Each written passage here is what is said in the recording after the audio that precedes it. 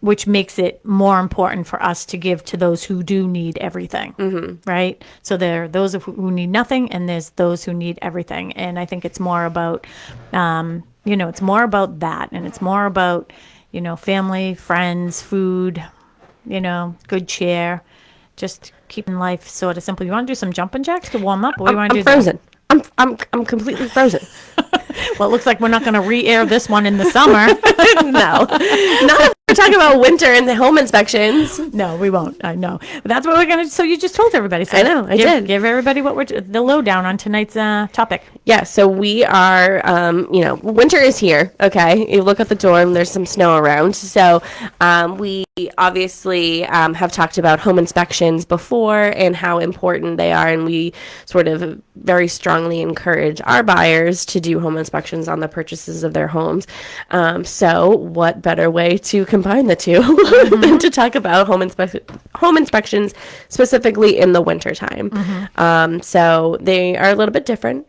So there's some things that happen in the wintertime that might not happen in the summer with home inspections, and vice versa. So you did some intense little note here. So I don't know if you want to kick it off for everybody. Yeah, absolutely. And I was just looking at the agenda. So Julia Hannon, who is our administrative coordinator here at Boston Connect Real Estate, she does the agenda for us. We give her the topic, and she does a lot of research and everything, and she comes up with an agenda, just something for us to more or less like follow along with, but not, it gives us our topics or ideas of what to talk about. And I just wanted to look at things differently. So I just came up with this winter home inspection, sort of a checklist. And there's things to consider as a buyer if you are purchasing a home in the winter and you're going to have a home inspection. Here's the good news, people. And it's very, very interesting. So Brian Buffini, he's a coaching guru for real estate agents, and a lot of us here at Boston Connect Real Estate use that, his method of training, and it's all about working by referral and your client, being there for your clients all the time. And he had Lawrence Yun on this week. I think it was just yesterday, and Lawrence Yun is the chief economist for the National Association of Realtors. I personally call him my boyfriend. I've never met him, but I love him. He's so smart. I could geek out on all those numbers and the data all day long. So I love that, and I love him, and I love his point of view all the time. Well, every year, Brian Buffini does two. He does the mid-year, and then he does the end of the year, what his predictions are and his forecast for, what's coming up for real estate. And it was really, really interesting. And one of the things that they were discussing were home inspections. And one of the topics that everybody is talking about right now is that we're going to see less agents in the industry. So during COVID, when people were working from home, people were losing their jobs, real estate has a very low threshold of entry, and I don't mean you don't have to be intelligent, but in some cases, but you don't have to go through a lot of schooling and things like that. So a lot of people easily get into it. Well, there's going to be a big group of people who don't even know what a home inspection is. If you were a new agent in the last 2 years, you are not familiar with those negotiating processes if you just got into this business because your clients weren't doing home inspections. But now we're back to home inspections. So that's the good thing I don't want to say thing. I hate when I say thing. That's the good point of my conversation. Good point. Yeah. I'm happy that the buyers now have this opportunity to do home inspections. I was never a fan of them not having their home inspection. So it's, we're back to doing those and, negotiating after the fact. And the buyers feeling confident in walking away from it. The sellers need to get a little more realistic as well when it's coming, like, where are we in the market?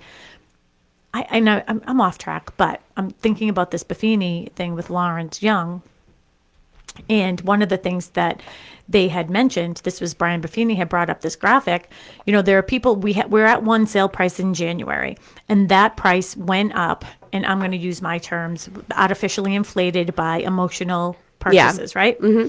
So then, June, we had this very high number, and now people are seeing it go down, down, down, down, down, and it seems like it's going down quite quickly. So the number where we are in December is certainly down from the number where we were in June. But guess what? It's still up from the sale prices are still higher now than they were in January.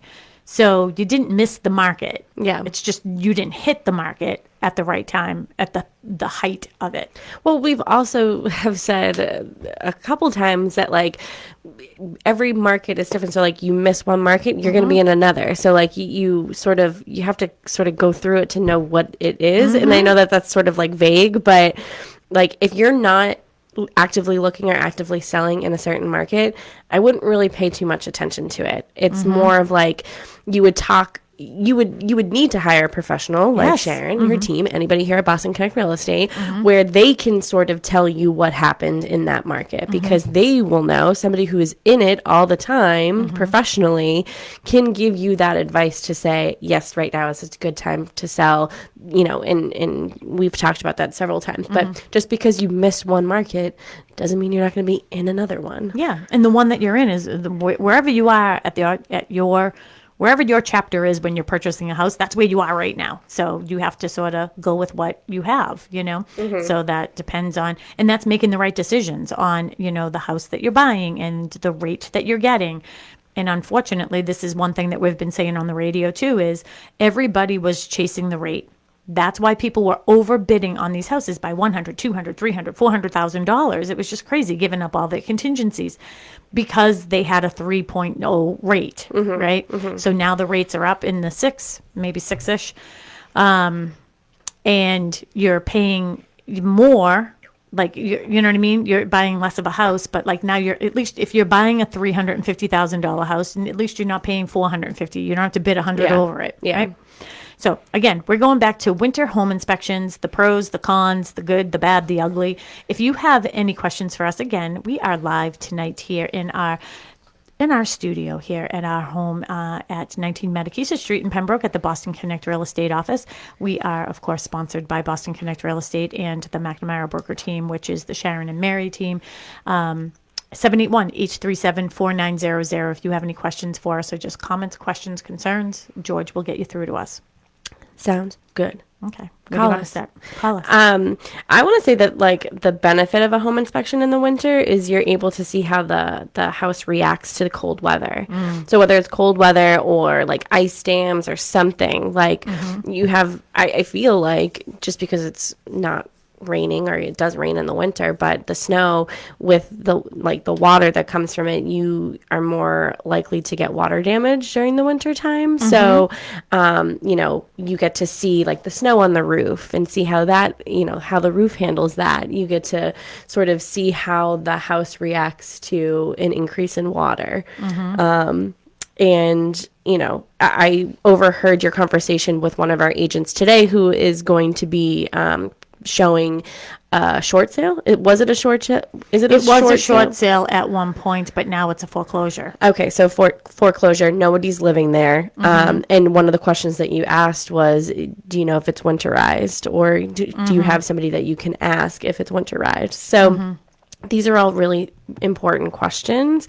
And I don't know if you want to expand a little bit on like winterizing a house. Yeah. Especially when the house is vacant. Yeah. So why don't we start at the top too? You were actually hitting upon almost everything that's on my list in one sentence, but we still have half an hour. Okay, well, I was going off of what I was thinking in my head.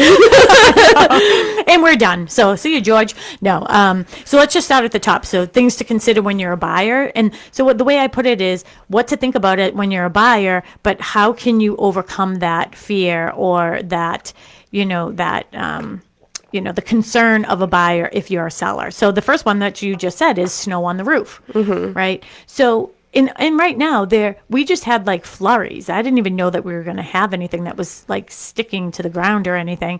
But when you do have snow on the roof, guess what you can't inspect? The roof. So you really can't tell the age of it. You can't tell, if there are patches on it. You can't see any of those things. So one of the good things to do if you are a seller is to take photos and drone of your roof right before you have it on the market and make sure that everything is time stamped. So you can say to the buyers, I know that it's probably difficult for you to see I know you can't see what's going on with the roof. This is a video that I took, 2 weeks before we came on the market. It is time stamped, but you'll have to do your own due diligence. Like, I don't know if something's going to happen now that the snow is on there. You know what I mean? So you have to worry from a liability standpoint, but at least it gives the buyer a little more, they're a little more confidence in what the roof looked like 2 weeks prior. Well, it's not just the roof. I mean, there's other things that can be hidden by snow. So, the decks or steps. Again, you said take photos of that and the footings, because that's really important, especially when you have a deck and front steps and everything. If there's no footing, sometimes that deck needs to come down. Yeah, and too, don't just, if you are the seller or if you are the buyer, and everybody has like an update list. Okay, so I put on a new deck 10 years ago. That doesn't really mean anything, right? If you put a deck on 10 years ago, I mean, I don't know what the deck looked like then, and I don't know what it looks like now because there's snow all over it, right? So, and as a seller, you should be doing your best to make sure that you're maintaining your property with snow and ice melt and things like that, because you certainly don't want anyone to slip and fall. And one of the rules or one of the policies here at Boston Connect Real Estate is I don't want my agents touching that shovel, because he owns the shovel last and has shoveled last owns the liability. So make sure you're, swiping those off. Also foundation being like, you might not be able to see the foundation, but again, taking pictures and photos, time stamping everything. So you could have a photo of a deck from 10 years ago, and that doesn't mean anything because it doesn't show you what the condition is today. Exactly. But and also pools, like that's like one of our number one things when selling a house with a pool in the middle of winter. You want to be able to show and have like receipts that it was professionally, if you have it professionally closed, and any maintenance or repairs that it has. Yep. Because one of the things too with pools, and we'll get into that a little bit further down too, is that isn't just the winter. I mean, that come fall, that cover is going on it. And I always suggest that, people take photos and video of the liner, get some close-ups, do a slow video, like you walking around the pool, do a video of the cement and the paving, that's going around the pool. Maybe even take just a picture of everything, like with the shrubs and all that. So just so you know what the condition of it is, because when it is closed. But I do think and highly recommend, if you don't already have a professional pool company closing your pool, that you certainly should hire one if you are going to be selling your house, and have them sort of do a once over, make sure that everything is working in running order, and then just have them give you a receipt of everything that they did, and sort of like, hey, at the time of closing, everything was working perfectly. I do know that gremlins come in the middle of the winter somehow, and sometimes things can not work properly, but at least you have an indication. One of the things with snow too that we skimmed by was the driveway. And I think that that's an important one as well, because you just don't know what the condition of the driveway is. Using Google Maps isn't certainly going to work, because maybe you won't be able to get to that driveway. But again, time stamping is what makes the most sense. So also, like, take your driveway, for instance. You had to repair it this year because there was a crack. It was expensive. And but you didn't. You got your new driveway not too long ago, right? And it already had a crack? Oh, yeah. So it was twofold. So we had a driveway that was older, and when we were doing renovations at our house, we knew eventually we were going to do one. So a few years after the renovations, we decided to finally we wanted to do it the right way. So rather than just putting a Band-Aid on it, we decided to wait and save and rip up the old driveway, all of it, and then do it the right way. And it was maybe a month later. I actually did a video of it and put it on Instagram. Like a root was coming through, like a flower was coming right through the driveway. I mean, that was perseverance for sure. But you want to look for those little things. So Yeah, but my point with that is like it was a brand new driveway and there was already something, popping through. So regardless, if you did something last month or you did something 10 years ago, it's being able to recognize that there's an issue, fixing that issue, or if it was completely covered in snow, would you have seen it? Absolutely not. Yeah. And that's the other thing. You just don't know what lies beneath. So just having some indicators for clients, for potential buyers. One of the things I was just thinking about too, though, and it's not on my list and I should add it, is in the fall, take the time to like clean the stuff out of your yard. You know what I mean? So if you have fall, decor, take it in. I mean, if you're going to do Christmas decor, that's fine. Everybody has a different taste. I understand that. But you don't want, if you're selling your house in the winter and it continues to snow and you don't get out there to remove the items, you're going to have a lot of stuff out in that yard. Yeah. And you're going to be responsible to get rid of it as the seller. So yeah, get rid of it sooner than later. Yeah. Because if I was a buyer, I would be taking my shovel to my to my final walkthrough and shoveling up things, making sure that nothing's being buried in the snow. Because we've heard horror stories. It has happened to me. Of the snow melting, and clients are coming back and saying there was this, and this left. We didn't see this, and obviously you can't see every single inch of every single property. You especially can't. Ones with big yards. Trish Flynn had that situation a few years ago, remember? I had to get involved in that one as the broker. It was like, no, you can't just put stuff in the backyard and cover it with snow. One of my deals as an agent several years ago, I was the listing agent. And I was doing the final walkthrough with the buyer and the buyer's agent. And I was upstairs in the bedroom and I was looking out the bedroom window and I was like, that pile was not there before. And I went out there and they literally like covered mattresses and stuff under snow. Oh yeah, no. I would have found that with my shovel. We did do a holdback, and I know I was the listing agent, but my job isn't to hide things from buyers. You know what I mean? I mean, that was just too blatant. Like, oh my God, that was awful.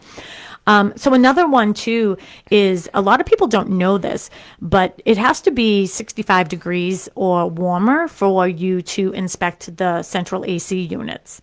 So in the winter months, the colder months, you can't inspect the central AC. Yeah. So that's another thing is if you are thinking about selling your house, it's a little too late right now because we're colder than that now, but I would always suggest to people, have an HVAC technician come into your home, have it give your system a once over, give it a good bill of health. If anything is broken, just repair it. And then you'll have that, good bill of health report and them stating that on the piece of paper. Again, gremlins can come in the middle of the winter, but at least you have it from, the last point that it was working. Yeah. But also with the irrigation system. So obviously you can't turn on your sprinklers when it's in the middle of winter. So, having an irrigation company inspect and report, winterize, all those things. Does Mark winterize your? Yeah, he does ours. He does ours here and there. And he does a couple others. Yeah. So, I mean, that's really important because, again, if I was purchasing a house that had irrigation, I would want to know if that works. That would be important to me. Oh, yeah. Because that's the other thing, too. I know Mark had been telling me. So as a plumber, I mean, yes, he can definitely do it. Is it on his list of things that he does often? No, a lot of times people are just calling the irrigation company. But he was at a home this year, and the homeowner said, I think it was the wife said, oh, my husband winterized the sprinkler system or the irrigation system because he was winterizing the summer house. And Mark's like, well, I'm here. Why don't I just check real quick, you know what I mean, to make sure that everything is done. And he has this huge compressor, like he pulls it behind his van. It isn't like a little handheld thing. And lo and behold, they would have had issues because he didn't winterize anything. So, I mean, he might have got some water out, but you have to get all that water out of those pipes because if they freeze, then it will split the pipe. And it's really, really hard to find a leak in an irrigation system until the spring. Yeah. Well, really, I would think that it would be hard to find a leak anywhere in the middle of winter if like the pipes had frozen or just something like sort of you can't really. In a vacant property, you're looking at me like you're my child, and I am going to give you some wisdom right here. So and again, I only know this because I'm married to a plumber, but if the property is vacant, you wouldn't know until somebody went in there in the spring and they were like, holy moly. And if you've never seen that before, it is a sight when a property freezes, all the pipes freeze and then they melt. It is a mess from basement to top floor. It's a mess. But if you're living in the property, so a lot of times Mark will get calls. And again, we're talking about my husband, Mark McNamara from McNamara Plumbing. And he'll get calls that someone has a frozen pipe. So sometimes I'll say it's like the master bedroom or the frog family room over the garage, right? That over the garage, the pipes froze because they weren't insulated the right way. So sometimes, like if people are living there, you'll know that they're frozen because you're not getting water to like your bathroom or whatever. So Mark can go in there and he can defrost them. So you would know then, you know what I mean? Because you're living in it and you wouldn't get water. The time that it's scary is when those pipes freeze, you didn't realize it, then you see water coming through your ceiling somewhere and you're like, uh-oh. It melted because it will melt faster in a house that has heat other places. Well, I was just thinking when you were talking about that was, a couple shows ago we were talking about when you're selling maybe your parents' home or something like somebody had passed away. So a vacant home, like an unexpected vacant home, it can come up with all these questions like, okay, it's the middle of winter. Like, do I winterize the house? Like, because nobody is going to be there, through the sale. So, and who's going to come and check on it and stuff like that. I feel like there's a lot more that could go wrong in the winter time. Absolutely. When a house isn't checked on. Well, especially too, if it isn't winterized. I mean, once it's winterized, it's okay. But then the issues that you get into when you have a winterized home and you put it on the market, then whose responsibility is it to unwinterize it and re-winterize it? Is the buyer going to take on that responsibility to have a plumber come in, get all the waters running again? And when you winterize a summer home or you winterize a home, you're usually calling the town, you're shutting off the water from the street. Like there's a whole lot of processes. So that might be a good topic for another show. Like, do you or don't you? And it matters. Like for us, we recently just had an estate sale. It just sold a couple weeks ago, and it was less than 2 miles from the office. So I felt I actually am the one that found several things that were going on in the house. They didn't know because they didn't live here. One's in Florida, and they just weren't in the same place as I was. I just happened to be near a deck. Water was splashing all over the place. Also insects. They're sort of they're dormant in the winter time, so you're not going to really see much activity. And I feel like something to sort of, you said you wanted to talk about what the seller should do to consider, so having a pest company inspect and report it. Again, I think that that's sort of important when it is a vacant home. And I know we keep harping on vacant homes, but I feel like I've seen a lot like recently, a lot of vacant homes for sale. But just, pests or insects or anything. Yes, there are animals that want to come in to get warm. So you might see them. But other insects that would be really important for a buyer to know if the house has them might be dormant in the wintertime.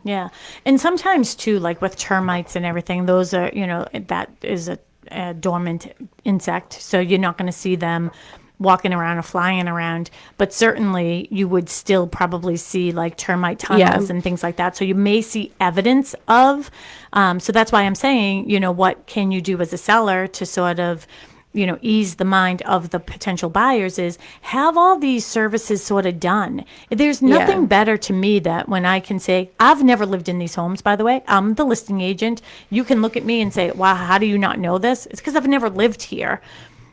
So when the seller does take the time to call all these different, the professionals in the industry, Yeah. Well, also, if you already have, as a seller, if you already have all this information to offer when putting it on the market, you don't have to be concerned about somebody finding something. Or Exactly. not that you're hiding anything, but if you already know, like, yeah, there's some termites, but we took care of it, you can actually be upfront about that. So when they're doing their home inspection or they're doing their showing, they're not like, oh my gosh, there's termites, or whatever. It's less of a shock when you're forthright and you tell people that this was an issue, it's no longer an issue, or we mitigated this issue. I feel like that's less. Me too. Yeah. And I think as a seller too, I think there's that pride of ownership aspect of things that you want things to be right for the buyer. You don't want people knocking on your door later thinking, oh, I bet they knew about this, you know? And the one thing I will say about termites is the person who's most surprised that they have termites is the seller. Yeah. Because termites is just one of those things. If you know you have termites, you're always taking care of it. Yeah. No one doesn't. Yeah. You know? No one doesn't take care of termites. Exactly. So I always find the seller to be the most surprised. So again, bring in somebody who's an expert with pests, have them do, a once around your house, make some suggestions, maybe you have even a program in place for, everybody gets bugs. We have safety fumigant from Hingham. They come here. Yeah. They come here to the office and they go to my home and they inspect once a quarter and they go through the house and they're like, hey, there was no activity. There was some activity. There was no activity. There was some activity. So that's the thing too, is like with mice and everything, mice want to find their way in. And just because you put a trap out doesn't mean that they're not going to come back in 3 years. Yeah. So that's why it's nice, because the last time they were here, there was activity in one of the areas. Oh, here? Yeah. Oh. It was in that closet downstairs where we keep the shovels and stuff by the back door. Oh, okay. Yeah. That actually doesn't surprise me. It doesn't would be surprise that me. shovel. Yeah. That shovel. That would be that closet. Yeah. Yeah. It's a little closet, Yeah. so I don't really care. Well, I can always bring Zoe to work one day and just let her roam around. Yeah. Or you could just get a cat. She'll find them. She'll find them. She does. Yeah. Yeah. All right. Okay. Perfect. So that was sort of our quick little list of things to consider when you are a buyer. So if you are a buyer, these are things that you should be thinking about when you're going to have a home inspection. Does it mean it's a bad time to have a home inspection? No, it does not. There are generally times, things that you can do to get verification from the, there's something flying around. There is? Yeah. I don't know. I don't see it. Yeah. Well, Oh, wait. No, there it is. There it is.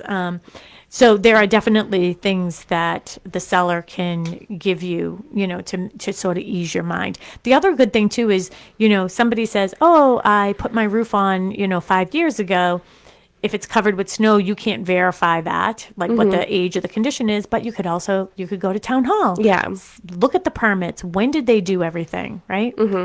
Something that is maybe beneficial in the wintertime is like if there's drafty doors and windows, something to consider with that is your heating bill will probably go through the roof because your heat is going out the window or out the door.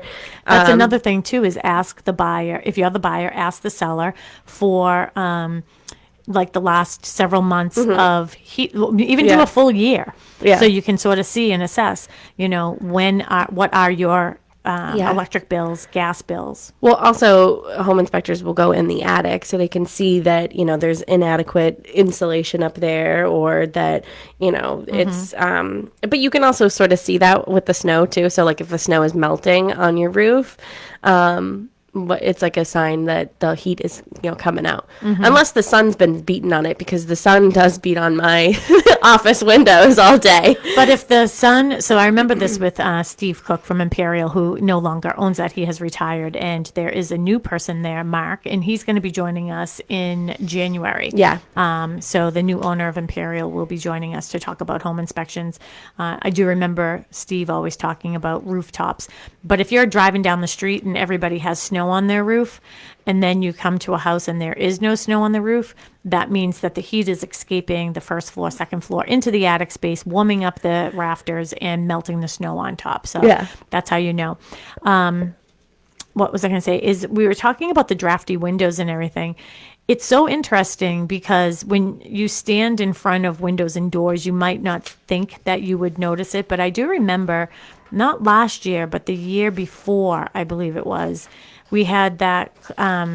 We had a client. They were selling their house here in Pembroke, and they were buying a condo. Ultimately, they ended up in Rosendale, but we were showing them some houses. I think we were at like Marina Bay, and no, you know where we were? We were at the Hingham Shipyard, actually. We were over at the Hingham Shipyard, and it was a unit that was for sale, and I was standing near the door. Well, this one just happened to be like water views, and like the breeze was coming through. And on my ankles, because like even like today, like I have like, little boots on, but like my pants are sort of rolled. Yeah. And on my ankles, I could feel cold air. Oh, really? Yeah. And it was coming through the door, the slider. And it was new construction. So that tells me something isn't right with the door. It's not level. It's not something. It's not shutting all the way. Yeah.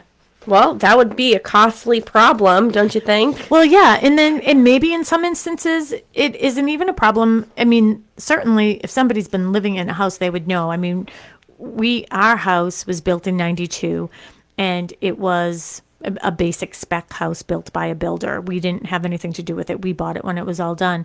But the windows were terrible, and you could stand in front of the windows and the curtains would be moving. So really? Oh, yeah. Oh, gosh. When we did the addition, they looked nice, but when we did the addition on the house, we replaced all of the windows throughout the whole house with Andersons. So, I mean, they're good windows. But you can go into a home now, and sometimes, like, you know me, I like to fail walls. Yeah. Yeah, you were knocking on the wall.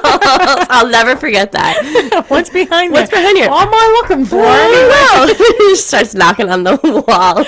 Yeah, what's back there? And I don't know. But if you can feel like sort of cold coming through the wall, then potentially there's no insulation there. So that's something that you should think about. But you could also do blown-in insulation. Yeah. So there are recovery to everything. Yeah. There's a solution to every problem. But yeah, like I said, I feel like the best thing to do, like when you're a seller, is just sort of do your due diligence before, and sort of already have those answers to questions that may come up. I think that's pretty important. Well, and the other thing too is I think it's so important to say, I mean, I just brought this up. I mean, when my house was built in 92 and we did the addition probably 15 years ago. So 15 years of life of windows really isn't a long time for those windows not to last. But I think it's so important to continuously maintain the property that you're in. So when the time comes to sell it, you don't have all these things hitting you at once. And here's the one thing that I've realized in this past market is sellers' expectation is always that they want to be, well, nobody has an ugly baby. I get that. But their expectation is that they're going to be at the top of the market too. So if somebody down the street sold their 4-bedroom colonial for $700,000, well, certainly mine is worth $800,000. Well, if that one sold for $700,000 and they've been maintaining their property over the years, maybe they did a newer roof, maybe they did newer windows, maybe they did do a mass save. We should do a show on mass save anyways. Yeah, we should. With maybe they have more insulation. One of the little things that we did at our house is up in the attic, we put that styrofoam cover at the top of the stairs. We have the pull down attic. That helps us with conservation of heat loss. Make sure you're doing these things all along because they add up. But over time, it doesn't hurt as much as if you have to do it all at once. Because then if you decide to sell your house and you have a home inspection, you're going to expect that you're going to get $700,000 or more because your neighbor did. But you didn't take the time. Don't expect that if you didn't take the time to maintain your property properly over the years as well. No, So I agree. Anybody chit-chatting with us on Facebook? No. No, where are all our friends tonight? Hello to all of our Facebook listeners and watchers. I am Sharon McNamara. I am the broker owner of Boston Connect Real Estate, and we are located here in Pembroke, but we service all of the South Shore, South Coast, all the way down to Cape Cod. I'll go to the islands if you want me to. I am here with Melissa Wallace. She is the Director of Operations here at Boston Connect Real Estate, and we are live this evening. We are also live on Saturdays Wednesdays from 10 to 11 here on WATD. So we hope that you can join us on those days. We'd like to hear from you. We only have 6 minutes left. It's generally when someone calls, 781-837-4900. If you have any questions for us about this topic or others, feel free to call us. You can also get in touch, find our past shows on our website. Go to bostonconnect.com. Again, bostonconnect.com. And we have several ways that you can see our shows, watch our shows, and listen to our shows. So we have the podcast, links, and we have YouTube links, and some of our shows actually we have already dictated, or whatever that's called, transcribed. So you can also read along. Again, we are talking about home inspections in the winter. So winter home inspections, what you can expect if you are a buyer, what you can do to calm the concerns of potential buyers if you are a seller, and maybe some of the benefits of having a home inspection in the winter. So we are really sort of wrapping up, but if you can witness condensation, this is another good one too. If you can witness condensation on windows, it usually indicates that there's some type of a ventilation issue that's going on. So air is coming in somewhere and it's freezing up those windows. That's not a good thing. I'm just still surprised that you lasted 15 years with windows that were breezy. Is that what you said? Yeah. Yeah. Just Mark told me to put a sweatshirt on. Yeah, but your heat was leaving. Yeah, and that's the thing. I mean, honestly, think about it. Back in 1992, I was 24 years old when Mark and I got married. I was 24 years old because we got married first and lived with his parents until we could save enough. I mean, everybody may know my story. We had a builder who took everything we had, which was $13,000. I was 24. Mark was 29. We got married in August, lived with his parents. We rolled pennies. I sold suits to consignment shops. I had a boss that gave me a Coach wallet. I sold that, saved up enough money, and we found this house. And honestly, we didn't have the money to do anything about it. So we just had thick curtains. But at first, it wasn't probably anything we really noticed at first. It wasn't until time went by that we would notice. Yeah. Yeah. The other thing too is as you're walking through a house, look for cracks in the ceilings. Look for cracks like where the wall meets the ceiling. Look for cracks In the basement. In the basement, and your foundation, on the floor. See if there's any shifting. Those types of things, just to see what is going on through those months of season change. Right? Yeah. All right. Good. Okay. What else we got? I don't know. I'm trying to think of other things that we can sort of. Well, one of the other things is we're talking about winter home inspections, and right away we think about snow and cold, but it rains in the winter, right? Yeah. So I love having home inspections in the rain. It is a really, really good indicator, the way that the water flows, what is going to go on. So I do remember one time having a client, and it was pouring out, and I remember standing under an umbrella, and we were about to go into the house, and you could see the rain. It was sort of on a slope, and the rain was coming down the side of the gutter on the driveway, and you could just see the water, like the whole driveway. You could just see the whole stream of where this water was. And I was like, that's something that's going to have to be fixed, because in the winter, when it gets cold, it's just going to freeze. Yeah. You're going to have a sheet of ice, and one of you are going to be on your butt skis at the bottom of the hill. So those are things that you want to look for. Also, it's a good indicator if there's water in the basement, right? Is it coming through the sides? Is it coming up from the bottom? Yeah. Where is it coming from? But that is an indicator if your gutters need repair.